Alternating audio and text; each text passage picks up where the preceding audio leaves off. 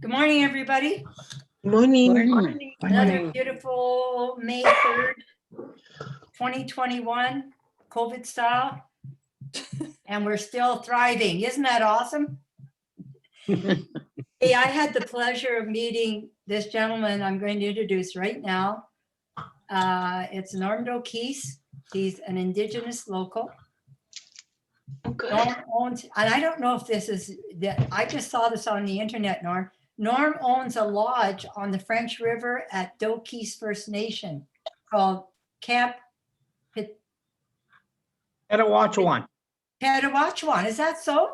That's my great grandfather's spirit name. It means I hear the rapids far away. Awesome. Yeah. It's primarily an ecocultural tourism destination. Norm is a professional nature interpreter with over 23 years of experience in teaching youth, educators, and the general public about local ecology, history, and traditional ecological knowledge. Norm grew up on the land at Dokis First Nation as a harvester and guide, where he followed the footsteps of his father and other elders in the community. Norm documented his journey through writings he calls Our Ancestors' Garden, which is a foundation to his skills at teaching educators on how to connect with the youth and rekindle our spirit through land-based education. So I just kind of happened upon Norm. He contacted me to offer gifts to Clean Green Beautiful as prizes for people who participated in Clean Green Beautiful, and in particular the litter pickup. And so I went there thinking I was going to spend 15 minutes. Oops. And I spent about an hour and a half with Norm. Every time I went to leave, he'd offer a gem of a story, and I would end up videoing the stories. So I'm going to share them with you later. I wanted to get started with Norm this morning.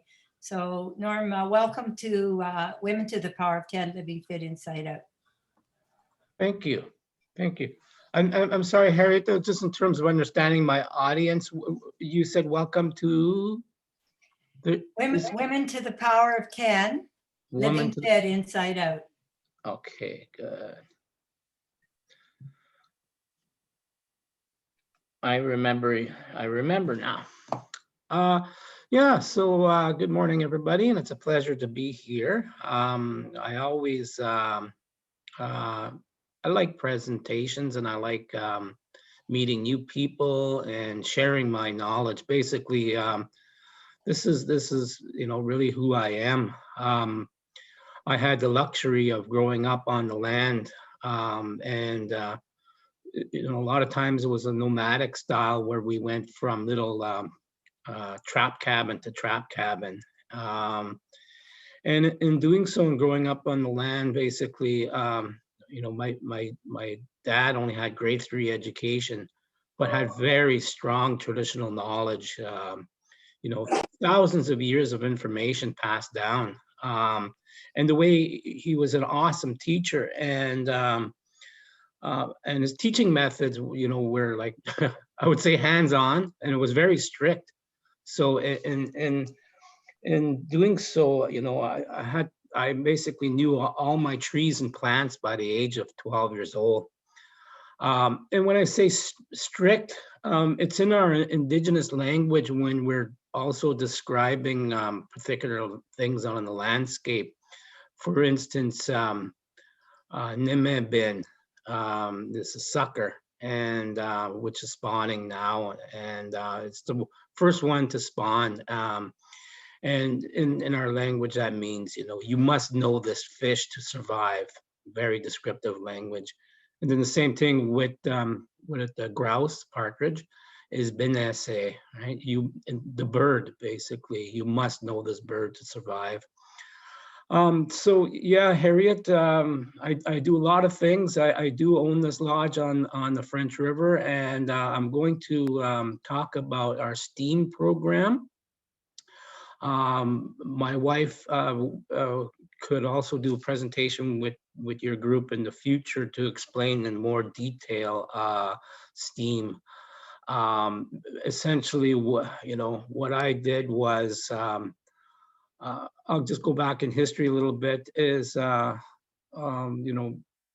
25, 30 years, I've been teaching anybody who listened to me, basically. And a lot of schools and a lot of teachers said, Norm, whatever job you're doing, right, quit it right now, because this is what you're meant to do. But I look at it as a more global thing, that journey that I'm on. And so I had school groups coming to Dokis First Nation for a long time, and they were camping outside and struggling with the black flies and mosquitoes and everything else I got. So I built this lodge up to really accommodate our youth, and have something in this area, basically, that I could teach out of. You heard the expression, build it and they will come, and it sure worked in this circumstance, right? So I've built partnerships with the local university here and Canada College, with something called a STEAM program. So STEAM, it used to be called STEM, and some of you guys might be familiar with it: science, technology, engineering, and math. And we added the A for arts, because especially myself, I feel that's a very a good addition to the program, where art seems to bring all of those things together, right? And so just last week, actually, we were featured in the Globe and Mail article, where you can see a picture of my lodge. And I don't know if I have the screen sharing capabilities here, Harriet, but I could just open that up quickly just to Yes, show you you do, what. Norm. Okay.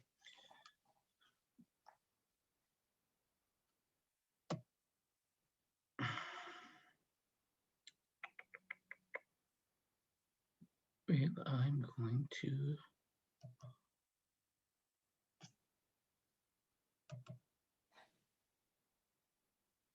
You should be able to screen share as your co-host. Yeah. Yeah.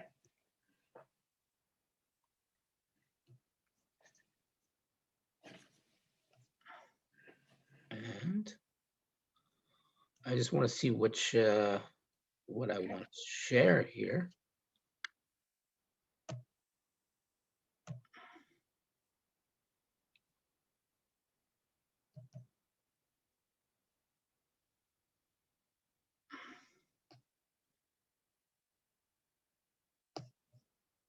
Yeah, here we go.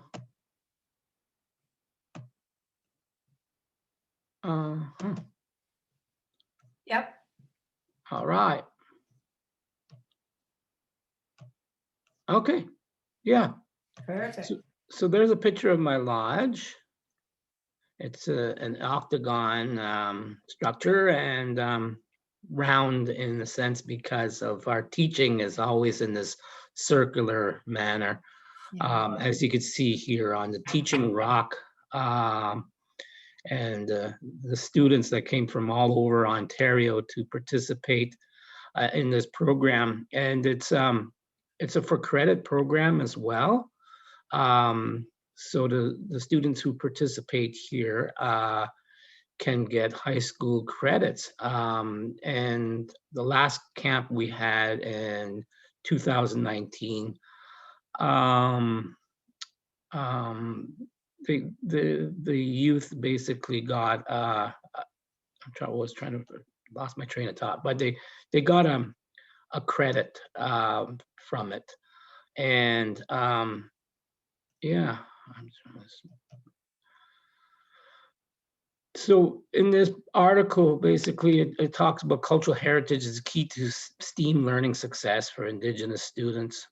And so, why Indigenous students? One of the things that, I teach students from all over the place, but within this particular program, and this is my interpretation too as well, is I have examples basically where, growing up on the First Nation, don't have the luxury to be introduced to many areas of work or employment, or, things that are happening out in the city, right? Where, like, you're either a fisherman or a hunter or trapper or gatherer, or and I remember, my sister-in-law worked as a secretary at the Dokis Health Center, and you know I asked their three daughters, what do you want to be when you grow up? And basically they all said, a secretary at the health center. So we really, a fast growing population, our Indigenous youth, mixed with, shortcomings in areas of science, technology, engineering, and math.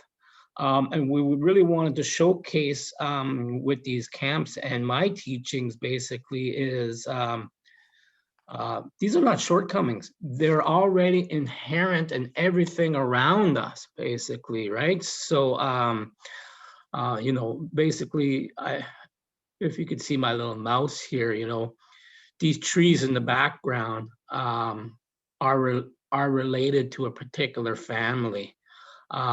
And these ones here are related to another family, and their genetics basically, carry on as, a scientific mathematical principle, right? And it's just like, so STEAM is already around us. So don't be scared of science, technology, engineering, and math. It's inherent in you already, and it's all around us in nature, right? So and so that's one of the things I specialize with that.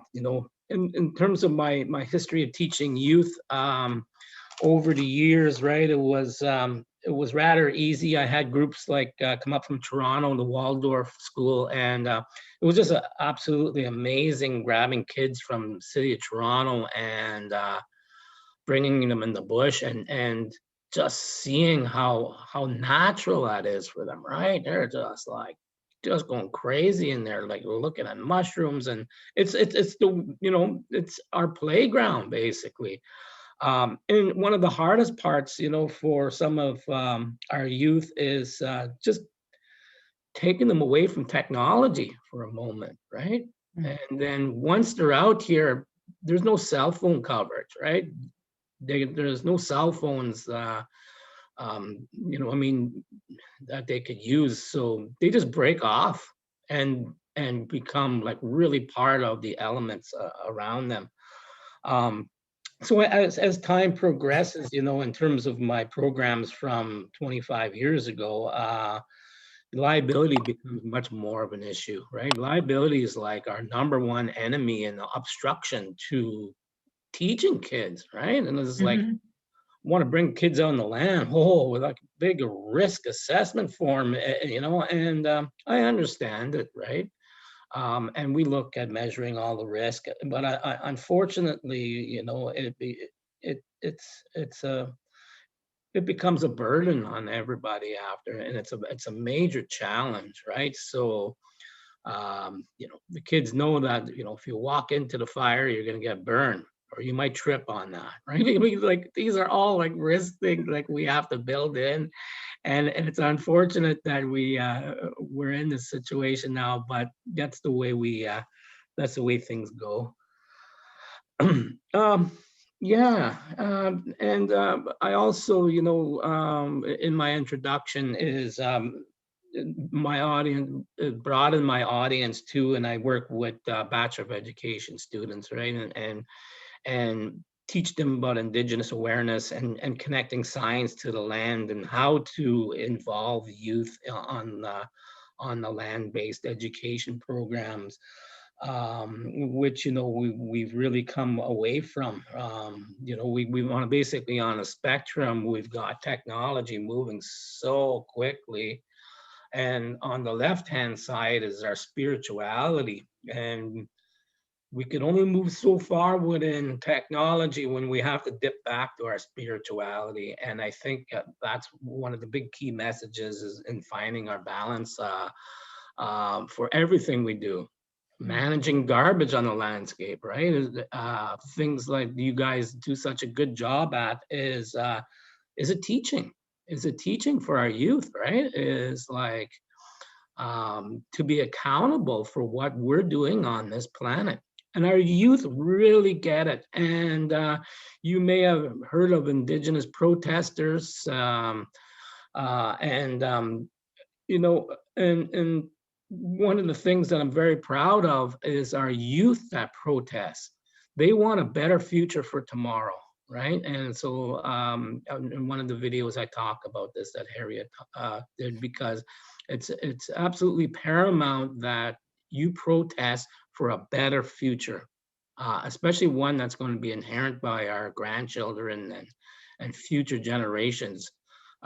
Kids get a natural sense through evolution where they belong and what they're going to inherit.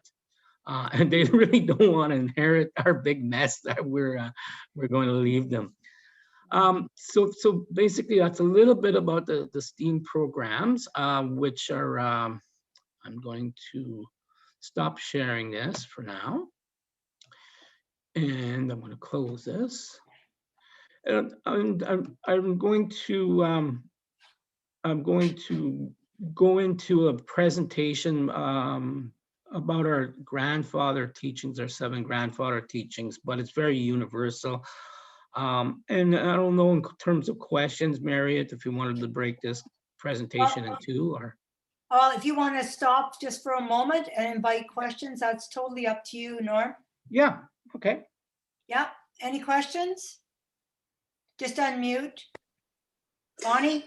I was just wondering, so is it you just work with Canadore doing programs for them, or do you do other intercultural camps for anyone else, or little family camps or anything in the summer, or is it mostly just with Canadore? No, great question. Thank you very much. No, I do it all. I work with little families, and that's part of the, you know, I had, people from all over the world come and they want to taste local wild foods. So we go out in the bush and collect herbs and wild foods, and I cook it for them. I show them how to prepare it and teach them everything about the forest. And yeah, it's an exciting learning experience for everybody. Yeah. Norm, is it a day camp or is it an overnight camp? Yeah, so it's an overnight camp, and I have with the bunk beds and everything, I could accommodate up to 30 students and teachers. Yeah, Nice. yeah, and yeah. So it's when you're there, and we have canoes and stuff to get around, but you're certainly out on the land. I'm wondering if the students have withdrawal symptoms when you take away their devices. The first year we did it, yes, I think we're looking at, we're just kind of like picking anybody, and there was like some that had like mental health problems or drug problems, and stuff like that, and it was challenging.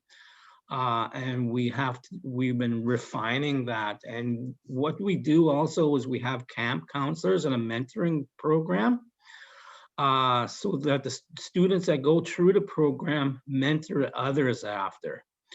And our mental health people are camp counselors who are not qualified in mental health, but they use tools such as music and playing guitar, or different avenues to work with the youth.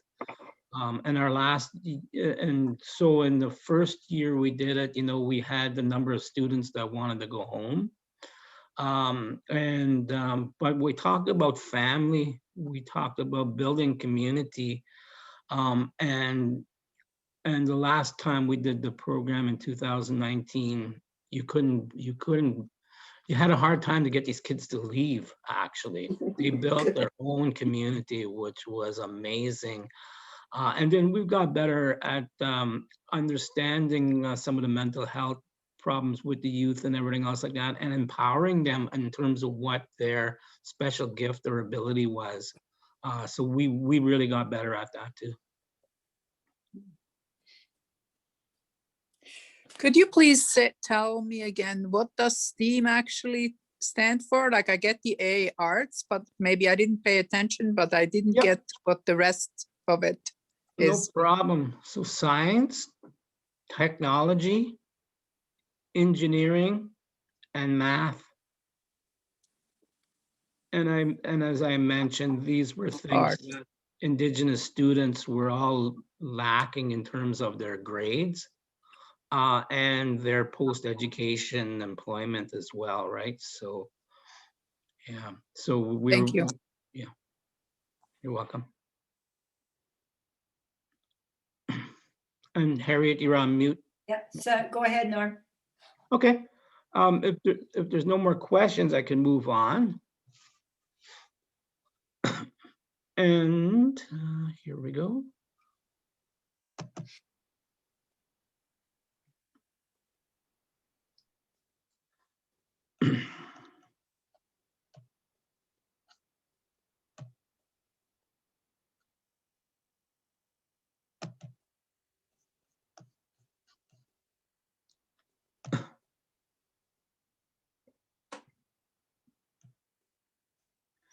Yeah, so I actually did this presentation for employees. So after, you know, when organizations do their, you know, ask their employees basically how you're dealing with change, or if there's change implemented in the workplace,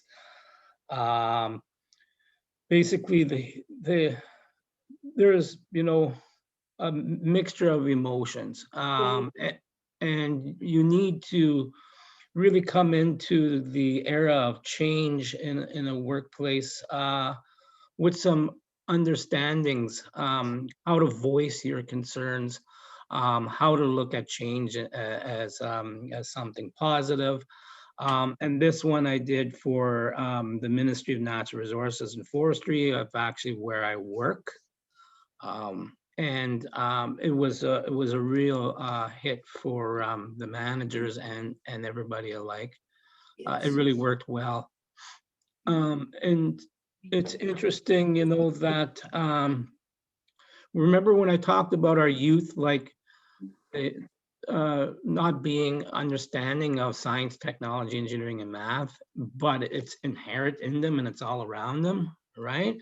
So is our Indigenous knowledge. So our Indigenous spirituality, a lot of people don't know anything about it, right? And it's a great mystery for everybody, and everybody's curious to learn, or some are not, right?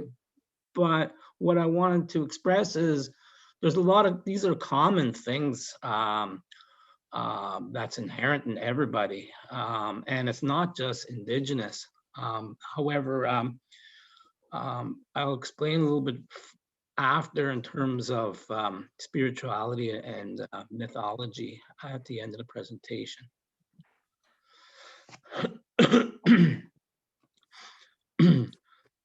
And so on the right here basically is, oh, I'm gonna go back somehow. Okay, I'm not seeing my arrow here to go back, but maybe I could do that. Yeah, yeah, it is our medicine wheel.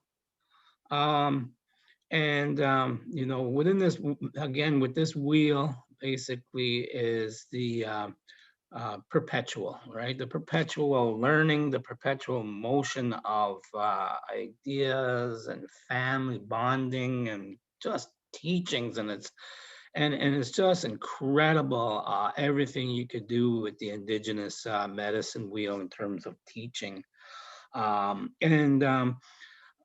basically say where wisdom here is, in this amic, the grandparents would be up here.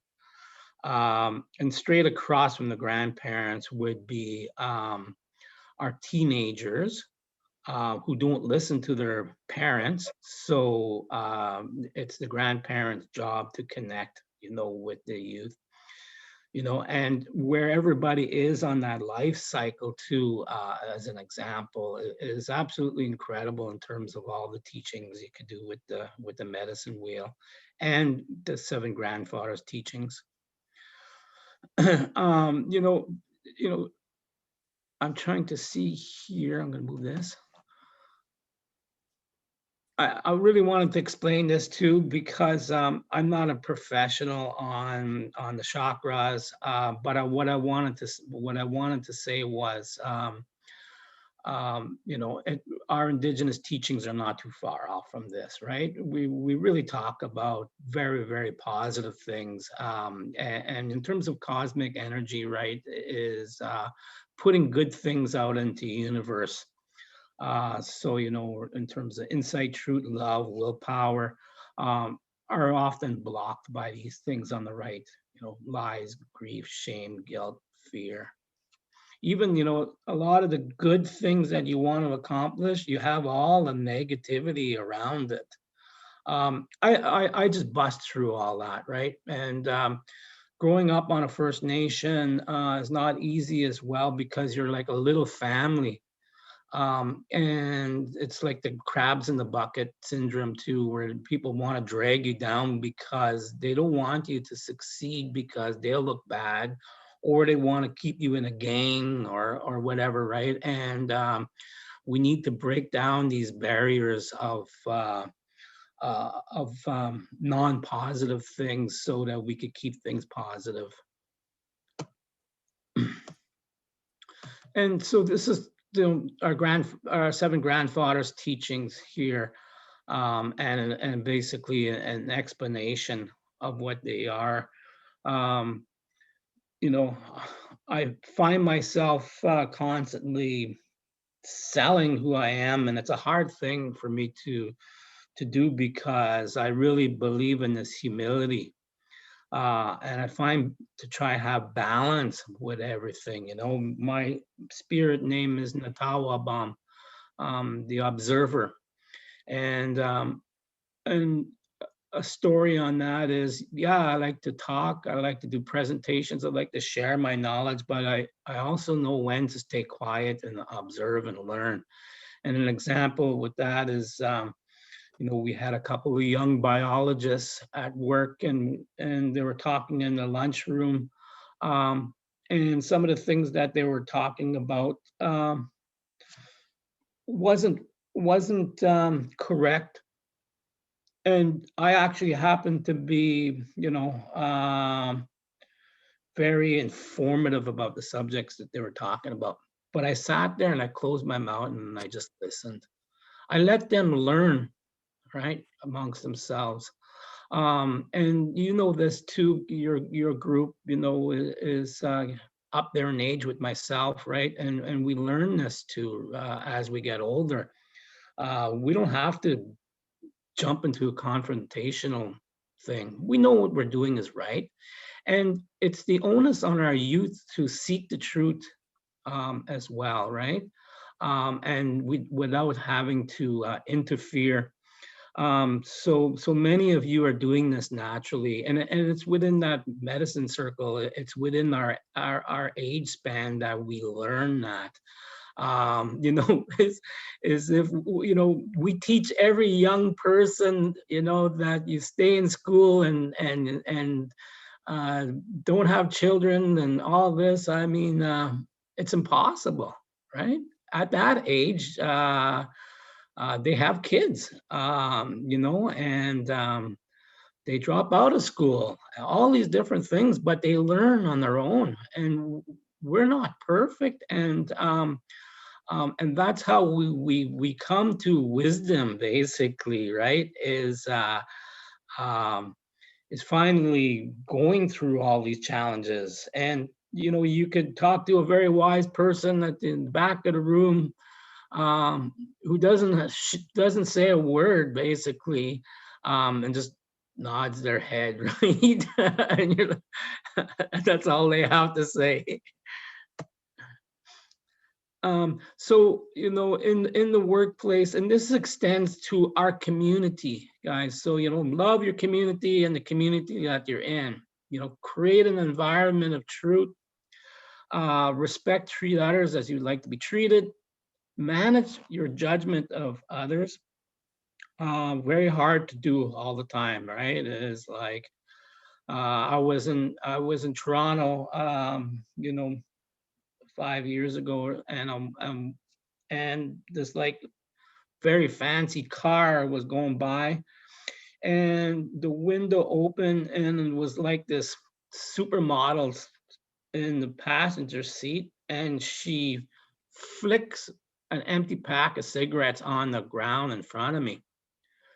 I grabbed it and I went to throw it in the garbage. But this other guy, who's seen the good deed that I did, he told that woman, "You see that nice man? You see what he did, you know?" And I didn't, you know, in that circumstance, I just kept my judgment of this woman. I'm thinking she's lost, you know, she's materialistic, and I just got to do the right thing, and I got to clean up her garbage. And that's a hard one to do and hard one to swallow, I know.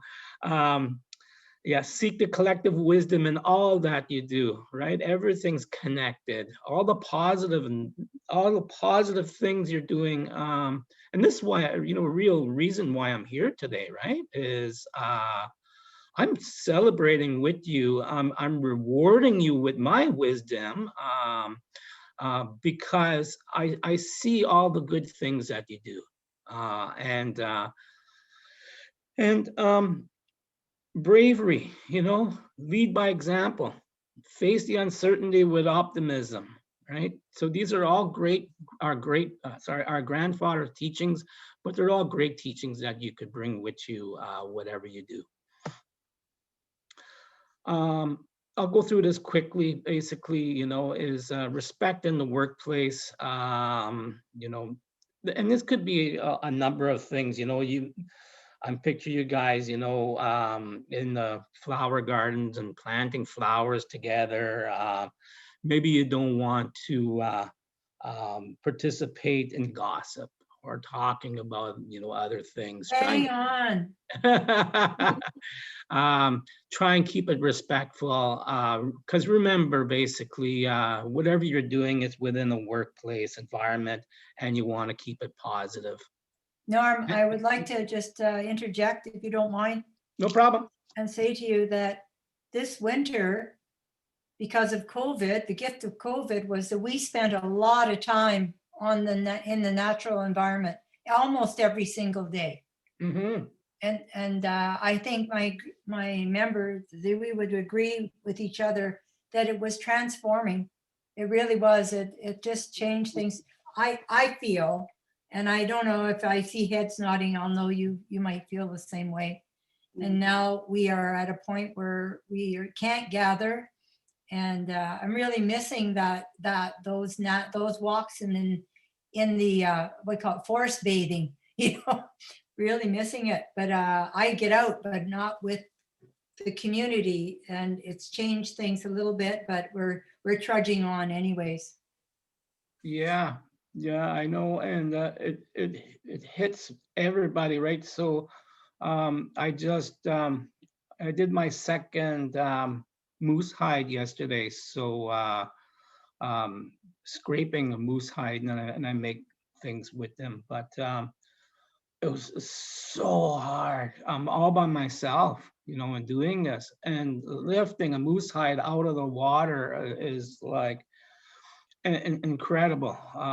You know, and I don't have that type of strength, but I manage, and I was thinking about that yesterday, right? It's like these tasks are hard enough, and imagine if we can't work like a team, like we should be, you know.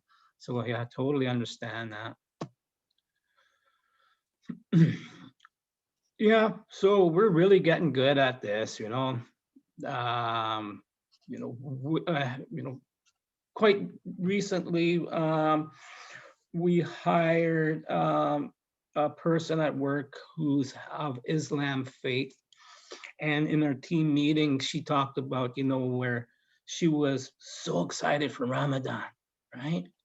And and I I I want well, tomorrow when our team meeting, I want to call her out, basically how saying, I really like what you said there, right? That you're excited for Ramadan. Then I want to just put a plug in for fasting, and the power of fasting, right? The spirituality of that, celebrating your beliefs and your connections, because uh, in this country, we really celebrate diversity, and we got to keep that at the forefront, right? We can't be clouded by fear, and racism and all these different things.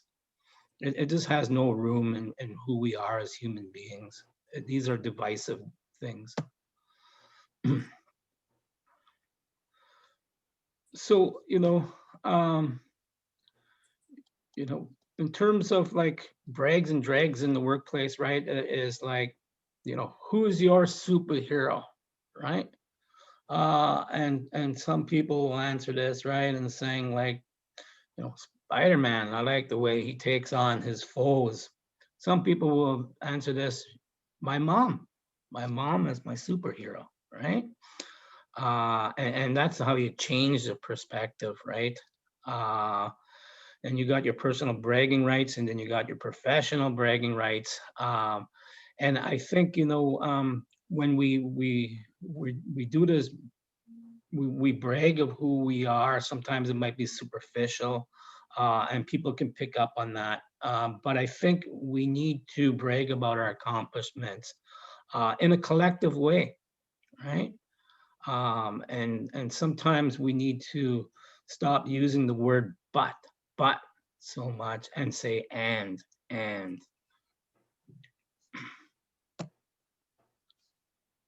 So, achieving goals. Yeah. So I'm applied for a new job last week. I've been in the same position for 17 years. And I feel it's time to do something else. And and people have asked me in the past, like, aren't you interested in a different position? And my loyalty is my downfall a lot of times, right? It's like, but my work here is not finished yet, right? And because I built those long-term goals, and basically I feel like I've met those goals, and I really want to bring my talents somewhere else, where I feel it's young ground and it needs my help. Um, yeah, I like this quote. I always ask children what they want to be when they grow up because I'm still looking for ideas. Um,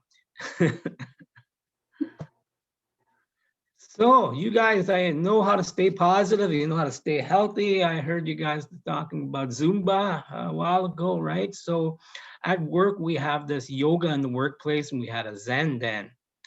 And we can't over exemplify, how important exercise is to our health, right? And we got to look like about every morning or every time is like about when you roll up the rim to win and see that something that you want, and always go back to that moment. And let's have a circle. So a circle, again, getting back to that, is when, maybe we have differences of opinion, we have tension in the workplace. Let's sit down and talk. Let's just sit down and talk, right? And in a circle, and everybody gets an equal chance to participate. talk about any topic that you want. And where I've been very successful in my presentations that I do all over the place, I teach Anishinaabe teachings and clan structures. And people really like, Norm's coming and he's going to talk about all this stuff, right? But equally, I want to learn too as well. So the majority of my presentation after is a circle where everybody sits around. I restructure the room, and everybody has a chance to talk. And one of the things that we look at in terms of meetings, or if you go to a meeting, or if you're talking with somebody and they don't allow you to talk, it's upsetting, right? Or if you have no equal way of participating, you could get upset, right? And so a lot of times people just want to have an equal say, and having a circle is very, very healthy, and just share stories. It's good to have leadership though also in this role, right? Set the bar high in terms of when you share your story first, that it talks about the positiveness of life, the positiveness of things, because there's nothing can change the mood of a room more quickly than coming out with something negative, and everybody's jumping on the negative of everything. But if you set the bar high with something positive, watch what happens. Really look at, what belongs in your life, right? What belongs in your community and what's non-community, and examine these two things in your own personal space and saying, all these good things belong here. I have no room for this. That's not part of my community. And what should be in your community, right, is the shared vision, common values, mission statements, right? This is what we do as women to the power of 10. You guys all have common values. It's empowering. Whoever the leader is can't be the leader all the time, and so you have that responsibility sharing, which leads to growth and development, of course, to tension reduction, education, feedback, and ultimately friendship.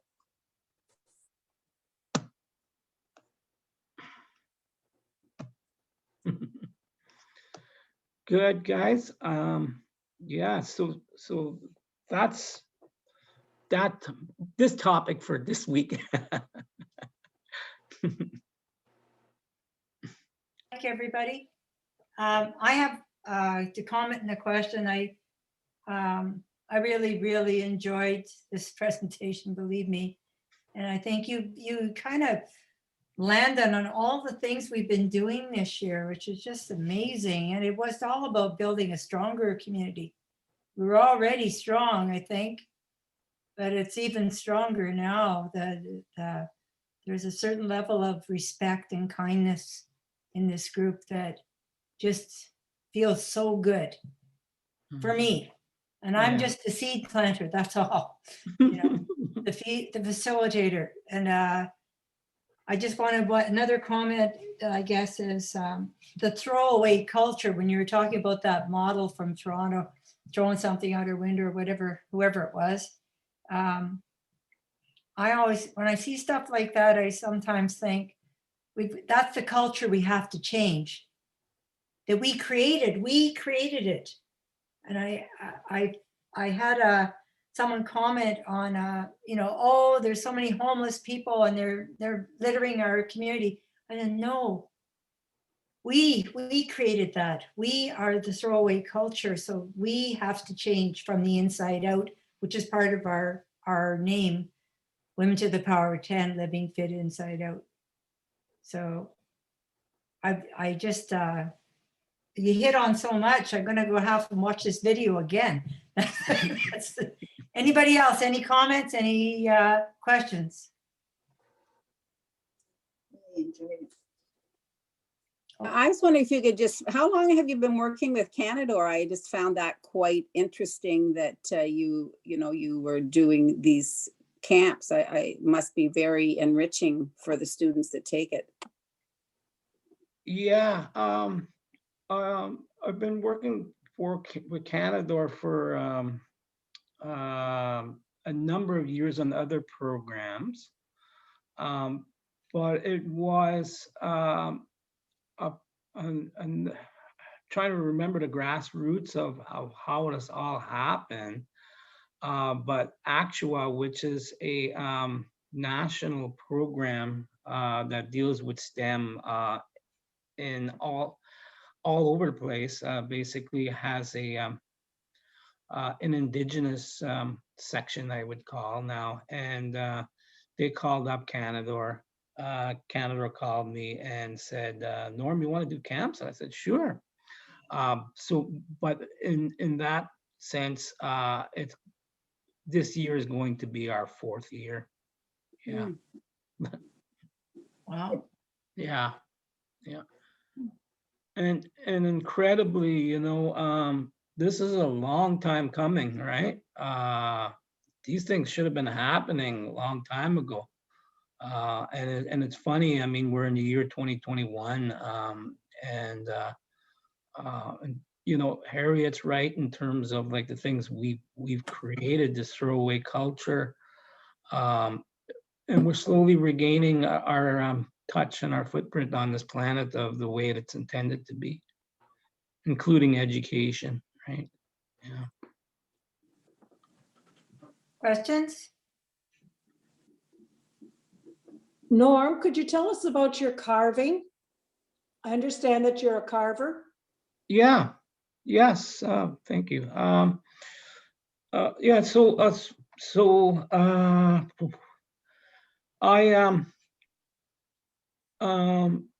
I one of the things that I do with the youth is when we sit around the circle is as we're talking, I'm carving things.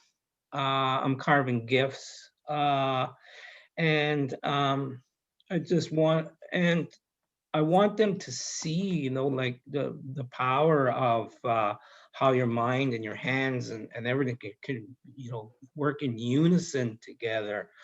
Because that's a natural things that we would do. And just before I go on to the carving, I would talk about our culture in that regard. So we're in the era of this COVID.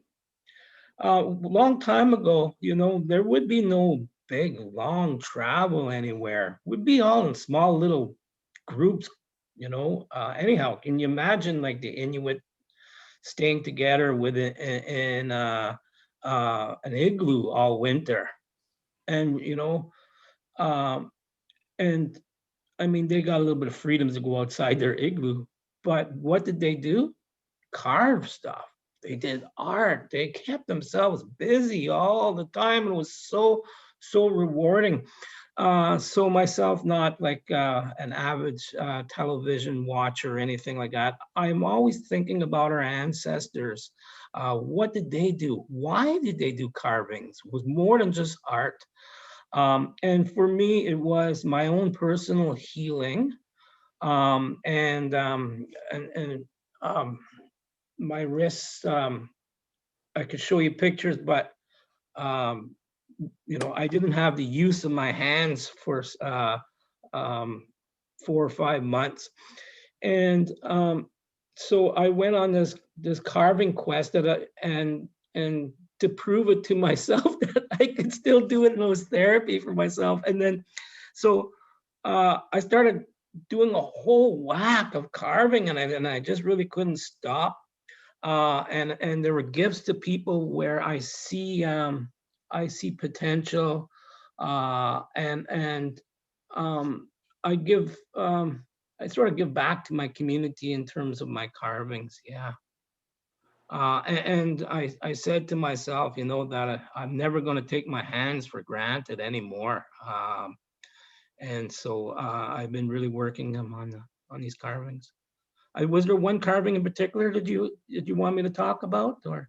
I would like you to talk, I'd like you to talk about the grandfather, our grandfather, is it the grandfather carving, the big bowl you have at Wild Yeah. Arts and Crafts down on Wild Street? Yeah, yeah. So with that particular carving, right, was so like I said, everything I do has a purpose, and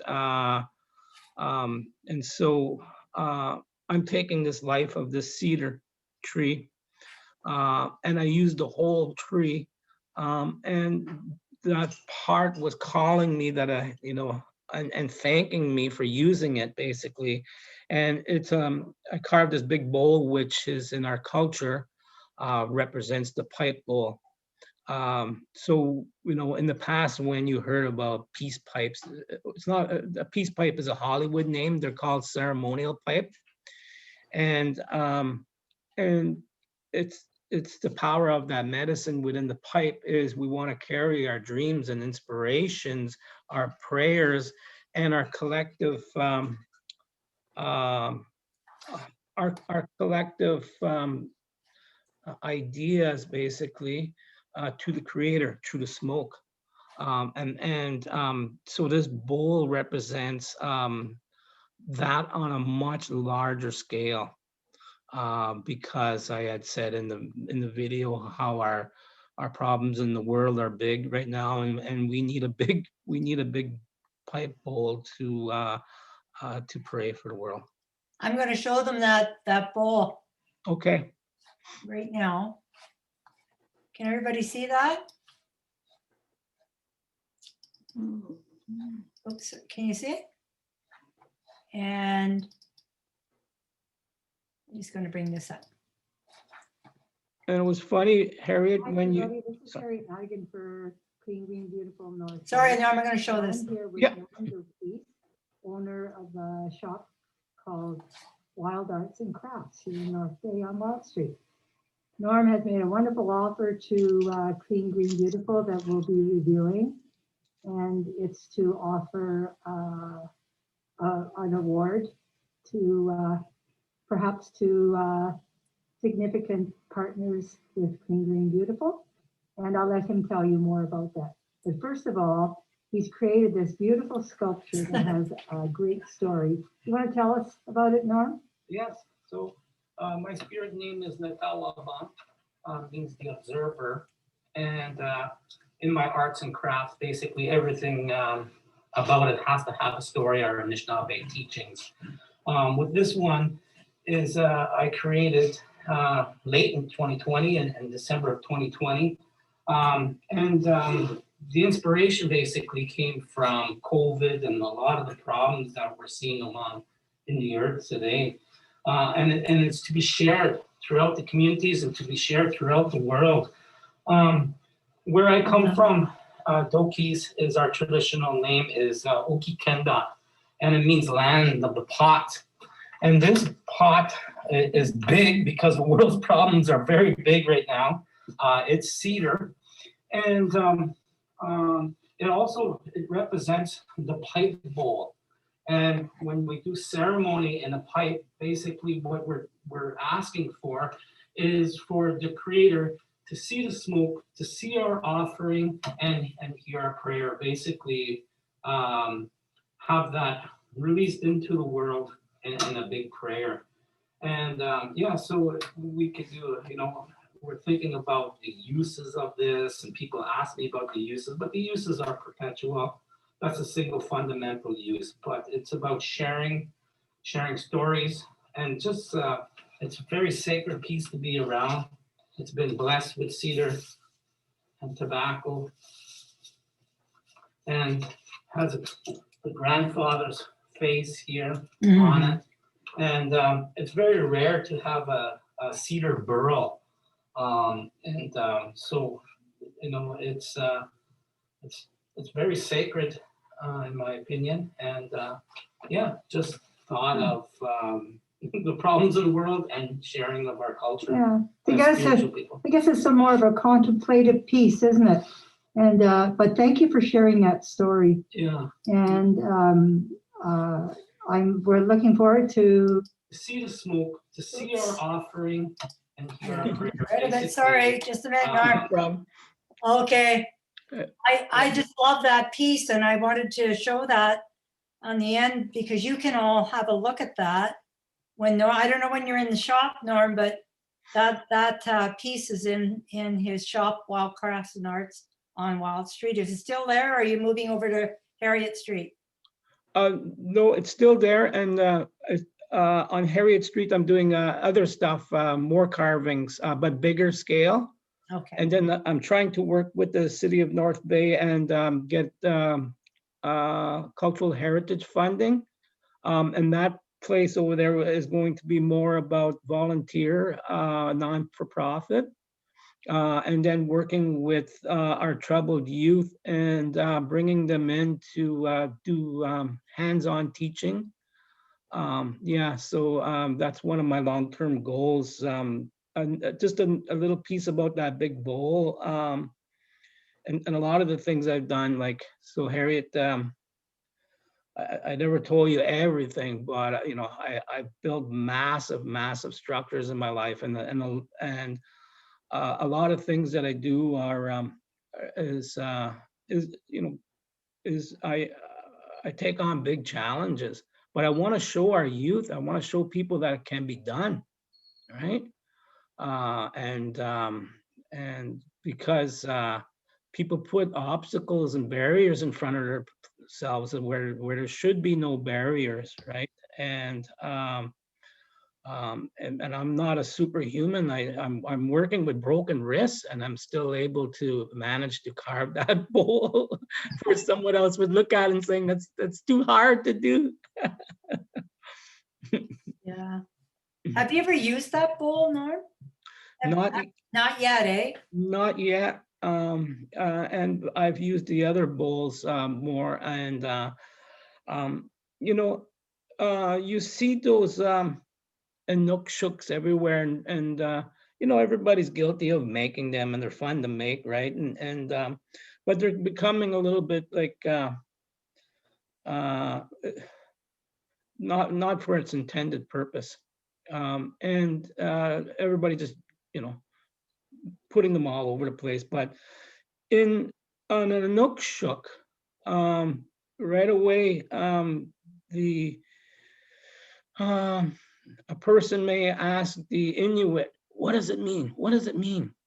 And it's a story without a beginning and without an ending. How can you have a story without a beginning and an ending? It doesn't make sense. And a lot of the things that we do, we're in the moment. We're in this moment now, you know, no really beginning, no ending, and nothing. We don't have to have a structure. So people ask me, "What are you doing with that bowl?" It's there. It's serving its purpose. Well, Norm, I got to tell you, we have to stop now because we're at our hour. But Yeah. I have to say, I hope this isn't an end for us. No. I hope that maybe we'll have a moment when you can take us into the bush Yeah. and help us understand the sacredness of where we are, and just to share your knowledge with us. How do you feel about that, everybody? Miigwech, everybody, and Thank you, Miigwech. P and to all my relations. What would our answer be back if we were to answer you? Miigwech. Miigwech. Miigwech. Miigwech. Thank you. Bye, everyone. We'll chat soon. Okay. All right. If you're staying on, everyone, for exercise, just give me about 10 minutes to get ready for myofascial stretch and strength. And again, I hope you enjoyed that as much as I did. Wouldn't that be a great, I don't know.